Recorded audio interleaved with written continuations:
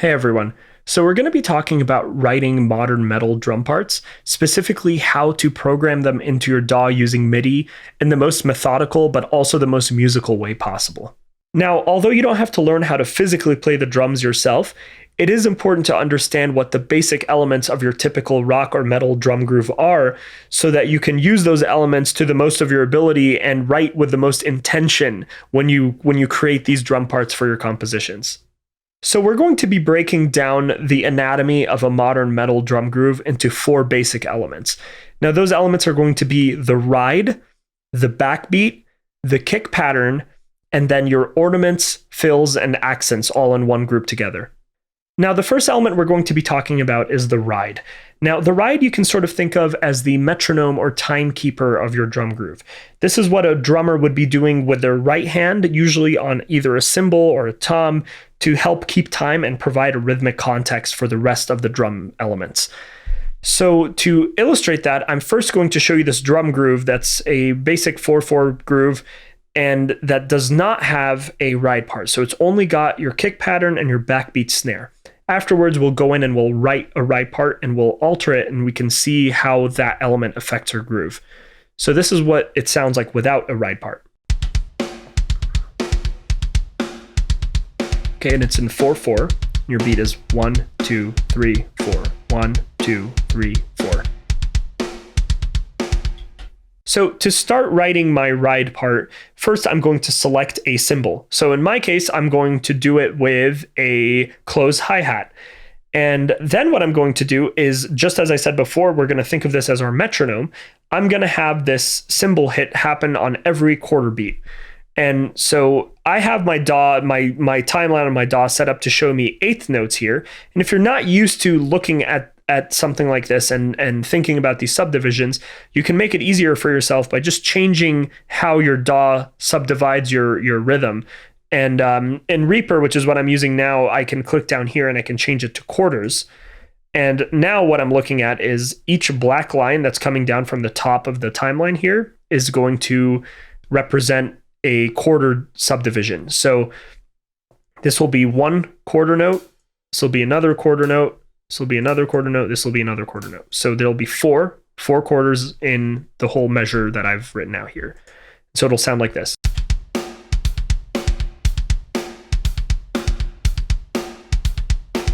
So the cymbal or drum that you choose to play your ride part is actually really important because it can alter the energy of your entire groove.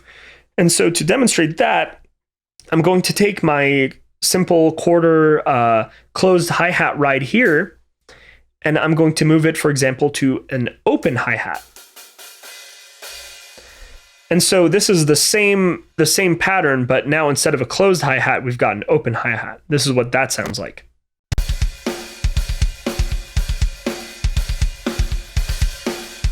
Okay, compared to this. Now check out what happens when I move it to a crash cymbal. Or a china. Okay? Or a ride cymbal.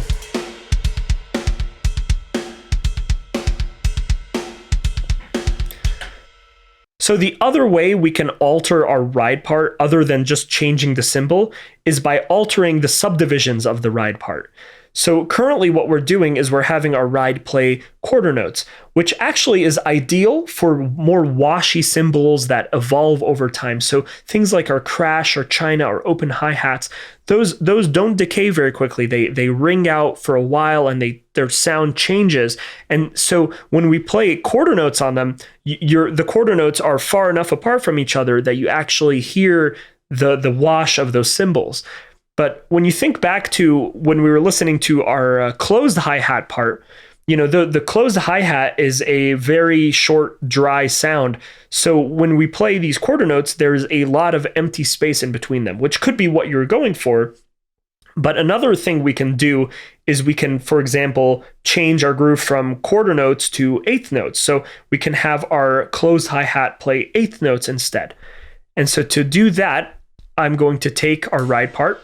I'm going to slide it back down to this closed hi-hat. And then I'm going to change my grid to eighth notes, and I'm going to have my part play eighth notes instead of quarter notes, and it's going to sound like this.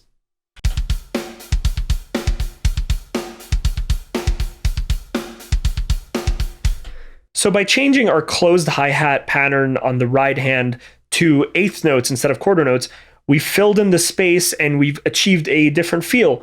But you may have also noticed that it suddenly sounds more robotic and more mechanical. And there's a reason for that, and this is where understanding how a drummer thinks and feels can come in handy. So when a drummer is playing a ride part on any cymbal, but in this case a closed hi-hat, they're not thinking 1, 2, 3, 4, 5, 6, 7, 8. They're thinking 1, 2, 3, 4, 5, 6, 7, 8. So there is an accent still on where the quarter notes would have been. So the 1, 2, 3, 4, 1, 2, 3, 4, 5, 6, 7, 8. So where those quarter notes are is still where we want our accent to be, but where those extra eighth notes that we've added to achieve this groove, those need to be less accented for this to feel realistic and like something a drummer would actually play. And so this is where we're going to first talk about how altering our velocities in a MIDI setting is going to come in handy. So what I'm going to do to demonstrate this is I'm going to take these extra eighth notes that I've added, and I'm just going to turn down all of their velocities. I'm going to do it to taste, but I'm going to start around there. I brought them down to 30, and this is highly dependent on which DAW and which drum library you're using.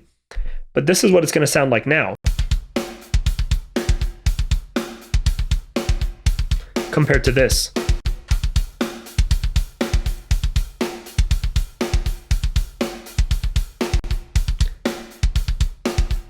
So you hear it sounds 1, 2, 3, 4, 5, 6, 7, 8. 1, 2, 3, 4. So the second element we're going to be talking about to make up our drum groove is going to be the backbeat. Now the backbeat is what the snare is going to be consistently doing throughout our drum groove. This is arguably the most important element of your drum groove because it's going to have the most influence over how your whole groove feels. So let's revisit our groove from earlier, but this time focusing on what the snare is doing and how it's playing the backbeat. Okay, now all the backbeat is it's a steady pulse or rhythm that's going to be hitting on either the second or fourth quarter note of your measure, or the third quarter note of your measure, or every other eighth note of your measure. And I'm going to demonstrate all of those. And I want you to pay particular attention to just how much this one change can alter the feel of the drum groove. This really is the core of what provides the feel of the drum groove for your entire composition. So we started out with having our snare on the 2s and the 4s, and this is what that sounds like.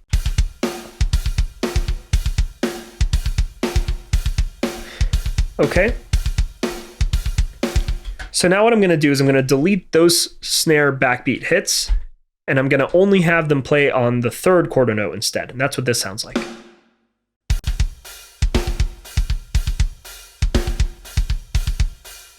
So drastically different. Okay, now let's go back to the 2s and 4s just to hear that one more time. So massive difference between those two. Now let's go to the third example that I discussed, which is every other eighth note of your measure. So a backbeat, but now the backbeat is happening in eighth notes instead. So it sounds like this. So no snare hit, no snare hit, snare hit. So every other eighth note. It's going to sound like this.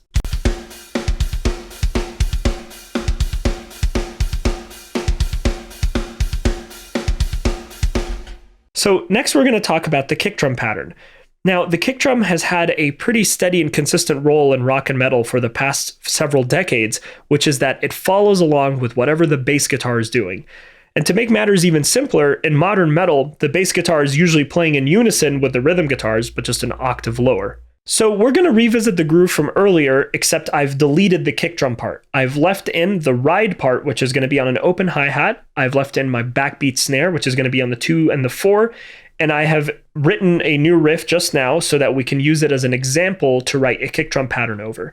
My riff is going to be 8 bars long, so I've extended this 1 bar drum pattern that we've been working with for the past 2 exercises, and we are going to extend it just to be 8 bars long. So this is what this groove sounds like without a kick pattern over the riff that I've just come up with for this exercise.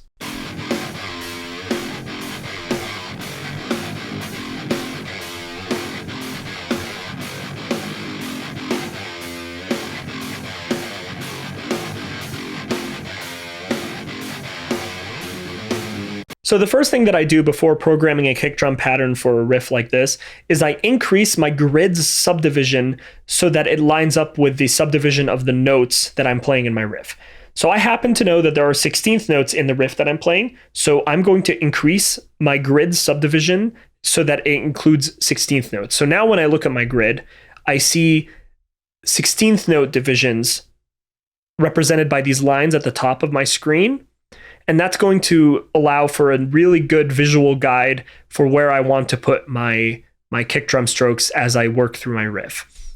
So what I'm going to do is I'm going to go in piecemeal fashion. I'm going to go bit by bit throughout my riff, and I'm going to listen for where the notes are. And I'm going to figure out where they sit on the grid, and I'm going to just program them in, and then I'm going to adjust them as I go. The process takes a bit of time, but it's something that you get much faster with the more you do this. So I'm just going to demonstrate how I do this for the first couple bars of my riff. It'll look something like this.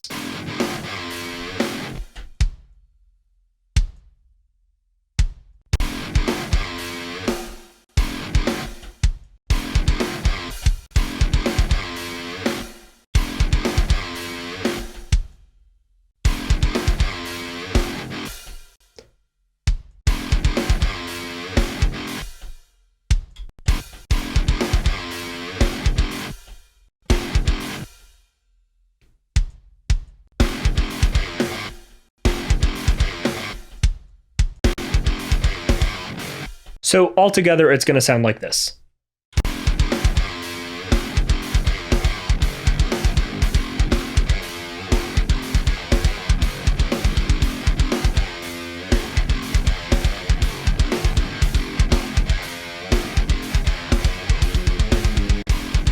So now that we have our kick drum pattern laid out, let's try to find ways to make it sound more human and to groove and have a little bit more feel by changing the velocities in specific ways. So the first thing I want to draw your attention to is these first 3 notes. So the da da da. You may notice there's a little palm muted a 16th note before each of those notes. So it's actually da da da da da, and that's reflected in the kick drum pattern. Ba ba ba ba ba. But just as we play those palm muted notes quieter and with less intensity, you can do the same thing with your kick drum. And so that's exactly what I'm going to do. I'm going to take those palm muted notes. I'm going to select their corresponding kick drum notes, and I'm just going to turn down the velocity a bit on those and check out what that does. It's a little bit too quiet. So I'm just going to turn up everything to accentuate that difference a little bit more. And hopefully you hear more of a ba ba ba instead of a ba ba ba ba ba. It's a more lively feeling, more realistic sounding kick drum pattern. Versus the rest of it here, where it's just sort of boom boom boom boom boom boom boom. The beginning has more of a da da da da feel to it.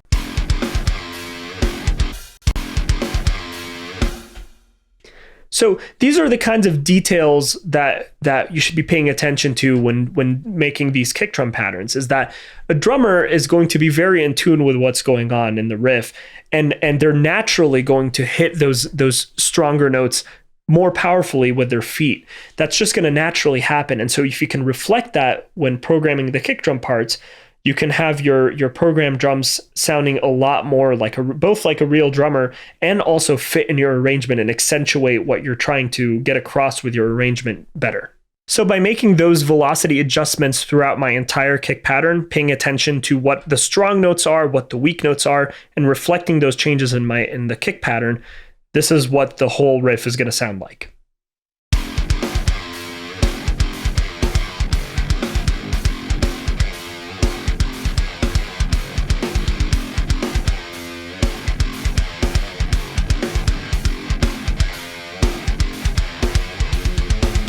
So the fourth and final element of our groove that we're going to be talking about is going to be our ornaments, our fills, and our accents. Now, this is my personal favorite part of programming drums because it really allows you to be creative, it allows you to inject a lot of character into your drum arrangement, and it can really take your whole drum part from good to great. However, without the solid foundation of a kick pattern that makes sense, a solid backbeat snare, then really none of this stuff matters. This stuff is very dependent on a solid foundation. So let's revisit our groove here and see what we can do to add some ornamental elements to it. So the first thing I'll say is that in a lot of rock and metal, anytime you introduce a new phrase, you can pretty much get away with throwing in a crash cymbal at the beginning of the phrase. And so that's exactly what I'm going to do. And usually the hand that's doing that is going to be the hand that's doing the ride. So if we go back and revisit our ride part here, which is on this open hi-hat, what I'm going to do is I'm going to take the first hit and I'm just going to make it a crash. It's just going to sound like this. So I'm going to revisit the first three notes of my riff. And they're going to be these notes right here.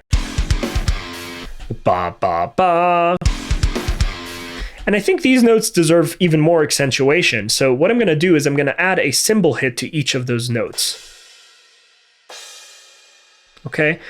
And so the hand that's going to be hitting those cymbals would have been the same hand that would be doing the ride. So I'm going to delete the ride part because, again, that same hand is going to be hitting those cymbals. And that's something to always try to keep in mind. You want to try to imagine a drummer actually playing these parts. And in general, the hand that's going to be hitting accents on cymbals would be the hand that's going to be doing the ride. So whenever you see, whenever you're trying to program in these cymbal accents, try to check what your the ride part is doing and make sure that it doesn't clash or overlap. Sometimes it is possible if there's enough space between the notes to do both the ride part and the cymbal accents at the same time, or even use what would be the backbeat snare hand to hit those cymbal accents. But it's a case by case basis, and it's just something you'll have to listen for and pay attention to and use your judgment with. So let's move along and see if there are any other places that could benefit from an accent.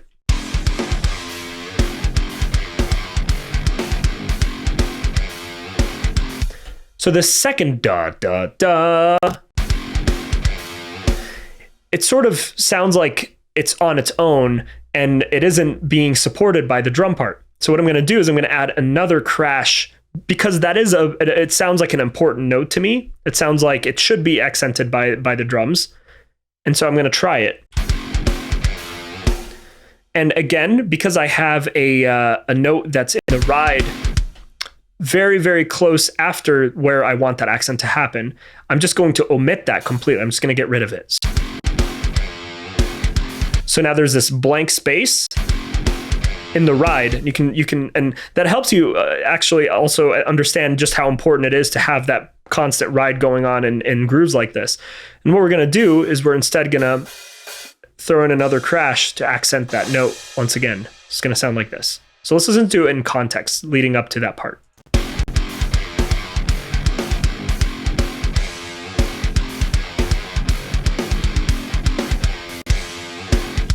Okay, so now that note is accented, but I feel like there's a bit too much of a gap between where the accent is and where the groove picks up again.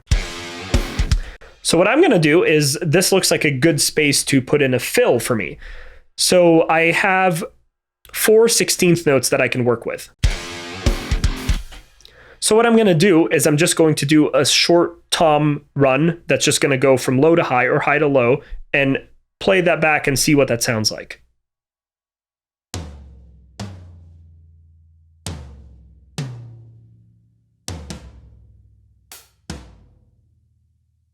So let's see what that sounds like.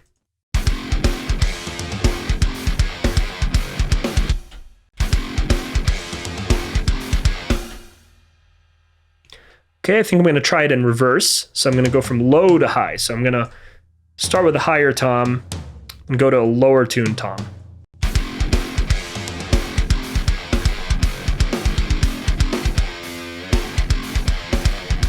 Okay, so I kind of like what that's doing. I'm hitting an accent, and then I've created a little bit of a gap because I'm interrupting the ride by accenting that note.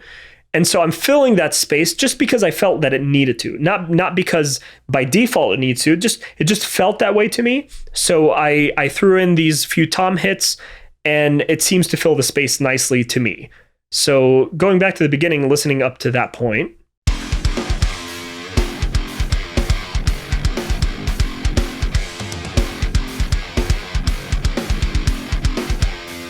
Okay, so now we've reached the second half of the riff.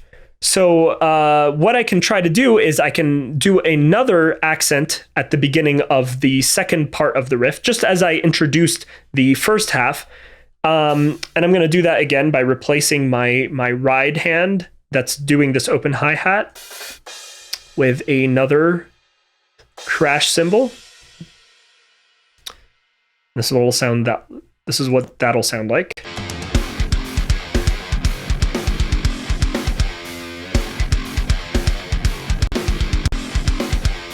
Okay, and just as we did with the beginning, I'm gonna, just to keep the theme the same, I'm gonna accent that third ba ba ba note with a crash. Again, replacing the ride because I'm gonna be accenting with a cymbal using that same hand.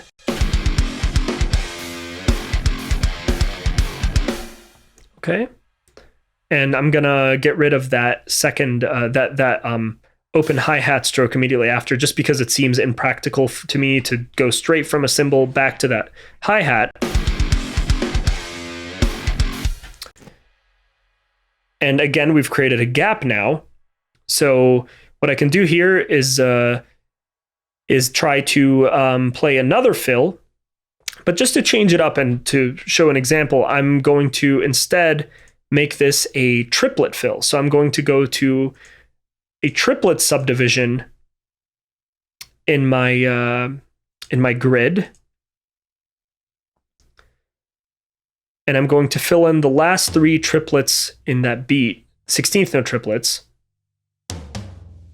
with a descending tom run again, and see what that sounds like.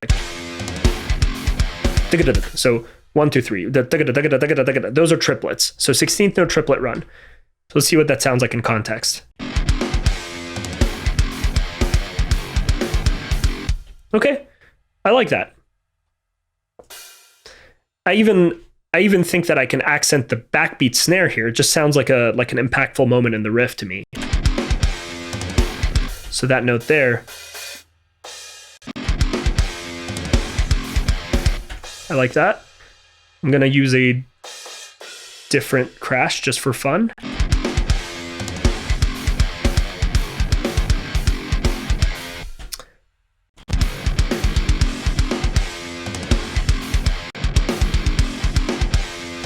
And then, just to keep things interesting, we can even change what the backbeat is doing in the second half of the riff. So revisiting the concept of the backbeat, where at the beginning of the riff, we're having the backbeat snare being on the 2 and 4, 2, 4, 2, 4. Let's change it for the second half and have the snare be on the 3s instead. So I'm going to really quickly draw those in. And let's listen to what that sounds like in context. So we'll start from the beginning because I want to hear what the transition from having the snare backbeat be on the 2s and 4s, switching over to being on the 3s. I want to hear what that sounds like. So start over.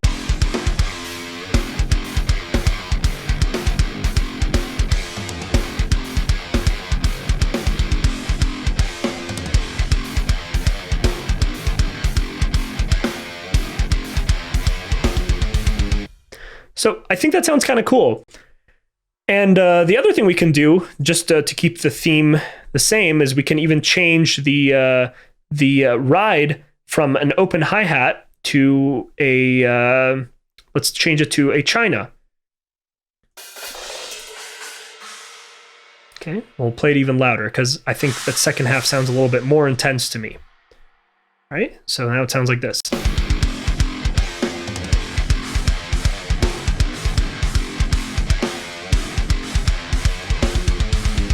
So let's take a look at somewhere else where I could add a fill to this riff. I'm thinking in the last 2 beats before the midway point of the riff is a good opportunity to add a nice fill that'll lead us into the second half of the riff. So somewhere here. So in these last two beats, so I've gone ahead and deleted everything there because I want to work with a blank slate. So and I have a 2 beats of 16th notes, so a total of 8 notes that'll fit in these 2 beats because this is half a measure. And what I'm going to do is I'm just going to fill it with notes involving the kick, the snare, and some toms in a way that makes sense to me. And this is a totally individual thing, and it's whatever you can imagine is playable on a drum set and you think sounds good for your arrangement. Totally up to you. This is the part of programming drums that is very, very personal. So I'm going to do a fill that I know I like to play a lot on the actual drum set. And it's going to look something like this.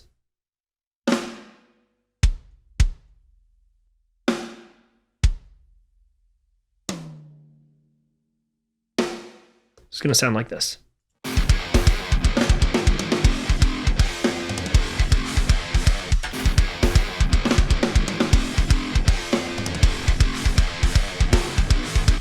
Okay, cool. And so the other place that we can add a fill, and in fact, I could even copy this fill over and modify it a little bit. So I can just copy this whole thing that I just programmed.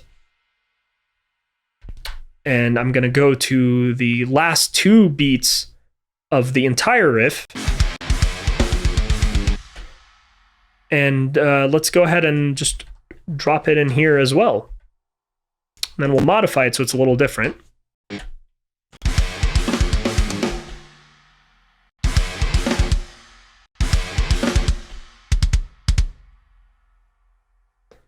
Okay. So let's take the last snare hit and make it a tom hit, for example. Okay. So, and obviously, you can go back and write a completely different fill just for that part. It's totally individual. It's just, I'm just using this as an example, but hopefully that sort of shows you the approach of where you can try to scout out spots in your groove that sound appropriate for accents and fills, and how you would go about experimenting, putting them in, playing it back, seeing how they fit, but all along, never forgetting that the core elements of your groove really are that backbeat snare, that kick pattern, and what that ride hand is doing.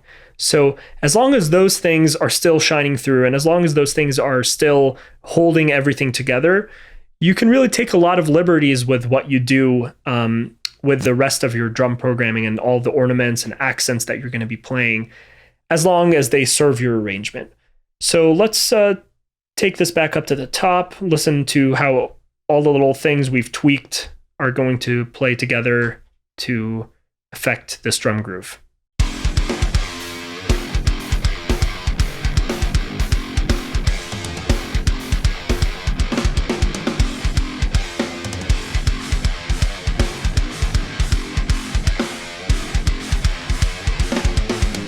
So that about sums it up. We went through the major elements that make up a drum groove, those being the ride pattern, the kick pattern, the backbeat snare, and then ornaments and fills and accents to top it all off. So I hope that was helpful to you, especially if you're a beginner, because I know that this can be a really daunting and challenging task to try to learn how to arrange drums, especially if you don't have any familiarity with it. And this is becoming an increasingly more important skill to have as a modern metal guitarist. And even if you aren't a beginner and are more seasoned, I hope that you are able to pick up at least something new from these examples. So thank you for watching as always, and I'm more than happy to answer any questions, and I'll see you guys next time.